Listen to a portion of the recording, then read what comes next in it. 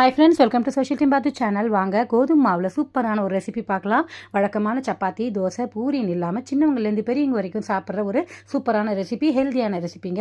2 cup கோதுமை மாவில் கொஞ்சம் உப்பு, எண்ணெய் போட்டு சப்பாத்தி மாவு மாதிரி பிசைஞ்சு ஒரு 5 நிமிஷம் ஊற விடுங்க. அது ஊறத்துக்குள்ளே ஒரு கடாயில் ஒரு சொம்பு தண்ணி விட்டு கொஞ்சம் எண்ணெயும் உப்பும் போட்டு கொதிக்கட்டும். இந்த சப்பாத்தியை நல்லா திரட்டி இந்த மாதிரி கீறி விட்டுக்கோங்க.